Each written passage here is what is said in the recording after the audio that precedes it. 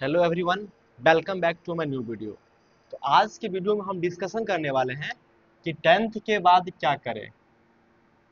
यानी जो बच्चा अभी टेंथ का एग्जाम दिया है उसके मन में एक डाउट होगा कि हम कौन सा ऐसा सब्जेक्ट चूज करें ताकि उसका जो लक्ष्य है वो प्राप्त हो जाए। जैसे मान लीजिए किसी का सपना रहता है, मतलब टेंथ में मेनली किसी को पता नहीं रहता कि खाली पता रहता है कि हमको करना क्या है, मतलब बनना क्या है, लेकिन ये नहीं पता रहता है कि कौन सा हम स्ट्रीम चूज करें ताकि हम वहां तक उस गोल तक पहुंच पाए।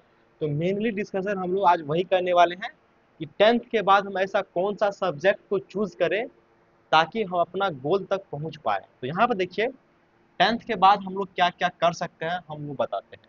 देखिए, टेंथ के बाद आप लोगों के पास चार ऑप्शन है।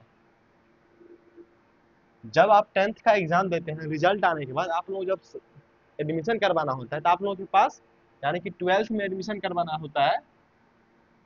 ये यहाँ तक जो है ट्वेल्थ के बारे में है।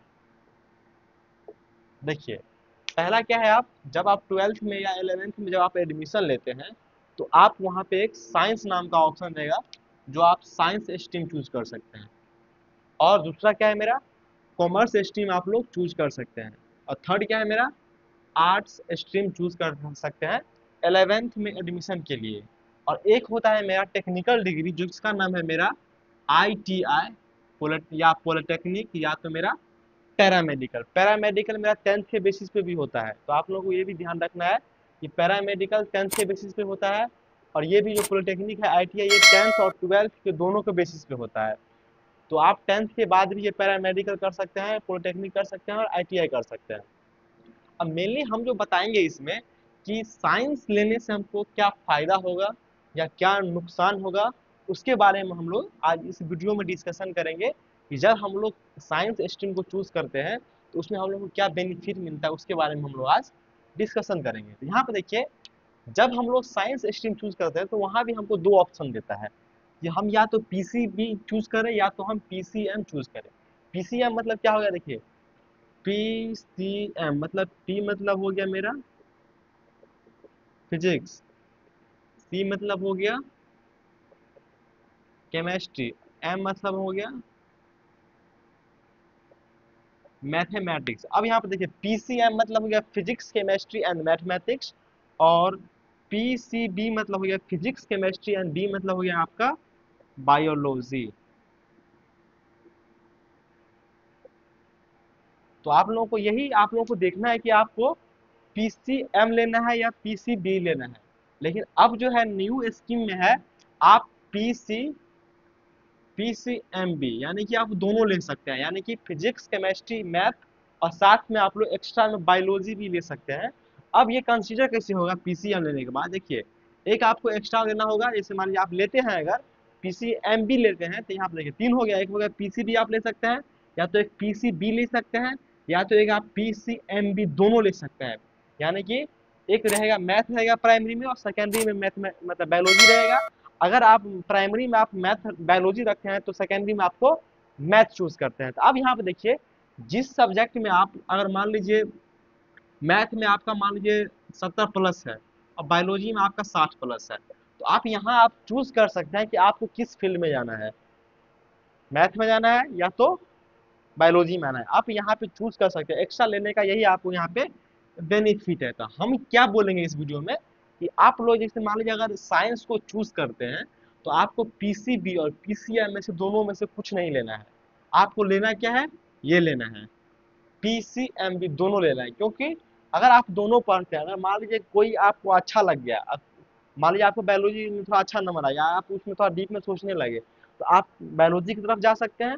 अगर आपको मैथ में इंटरेस्ट आ गया तो आप मैथ की तरफ जा सकते हैं। अब हम लोग यहाँ देखते हैं, अगर हम बायोलॉजी की तरफ अगर मान लीजिए जाते हैं, अगर मान लीजिए यही चूज करते हैं या तो प्रॉपर यही चूज करते हैं कि PCB, तो हमको यहाँ पे क्या क्या अपॉर्चुनिटी मिलेगा। देखिए, सबसे पहली बात तो ये जो है PCB यानी कि फिजिक्स केमिस्ट्री और बायोलॉजी हम रखते हैं तो मेडिकल फील्ड में हम जा सकते हैं। अब यहाँ पे देखिए, मेडिकल फील्ड में जाने के लिए अगर हम एम्स में यानी कि MBBS करना चाहते हैं तो उसके लिए हमको नीट का एग्जाम देना पड़ेगा। देखिए, जो कि मेरा हर साल इसका फॉर्म आता है, इसका एग्जाम देने के बाद ही हम लोग क्या होता है, एम्स में हम लोग एडमिशन ले सकते हैं MBBS करने के लिए। अब यहाँ पे देखिए, यहाँ पे पैरामेडिकल था मेरा कि टेंथ के बेसिस पे भी हम कर सकते हैं।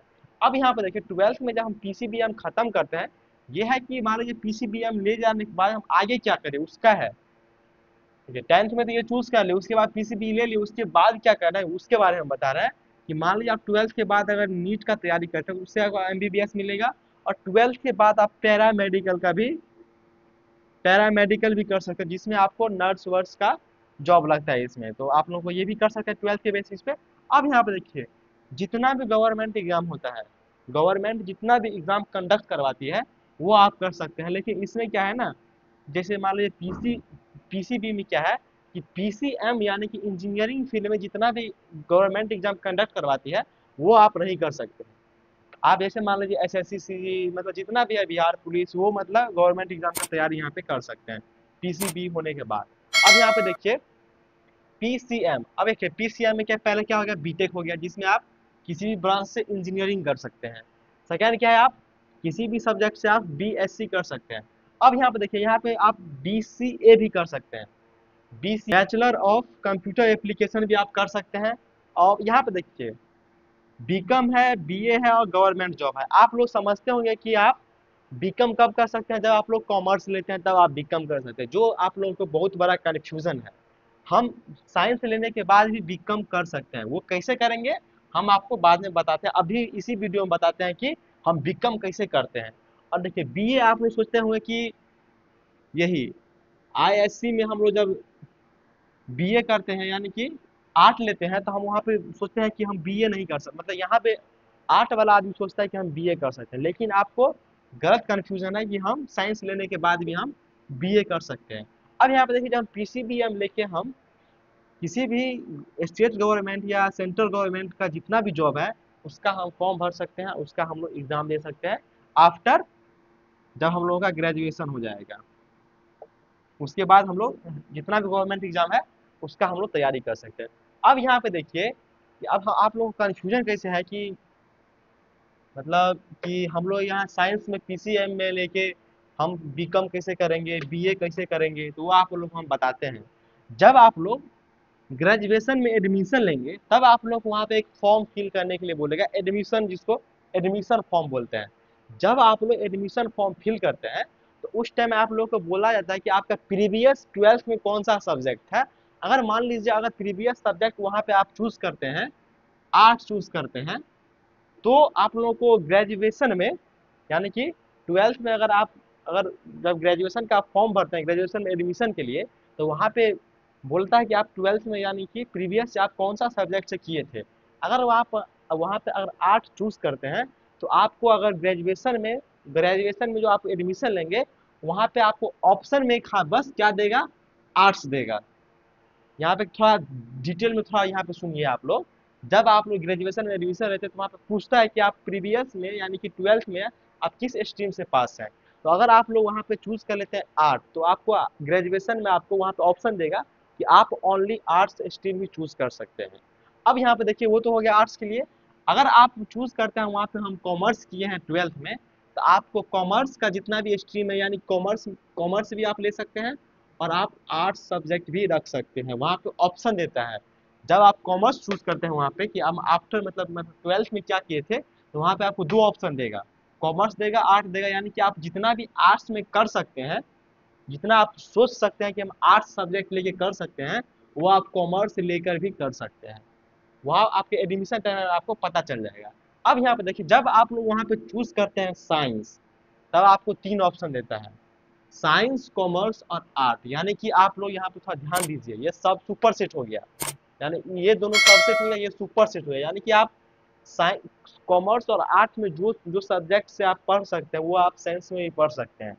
जो आप कॉमर्स में कर सकते हैं, आर्ट्स में कर सकते हैं, वो आप साइंस में यहाँ पे लेके कर सकते हैं। वो आपको कब पता चलेगा, जब आप लोग ग्रेजुएशन का एडमिशन फॉर्म भरेंगे तो वहाँ पे आपको दिखेगा कि अब जब ये चूज करेंगे वहाँ पे, तो आप चूज तो कर ही सकते हैं। अब यहाँ पे देखिए सेलेक्ट करके देखना आप लोग, जब आप लोग साइंस चूज करेंगे तो ये दोनों का ऑप्शन देगा, यानी तीनों का ऑप्शन देगा। जब आप कॉमर्स चूज करते हैं तो ये दोनों का ऑप्शन देगा, और आर्ट्स चूज करते हैं तो बस आपको आर्ट्स का ऑप्शन देगा।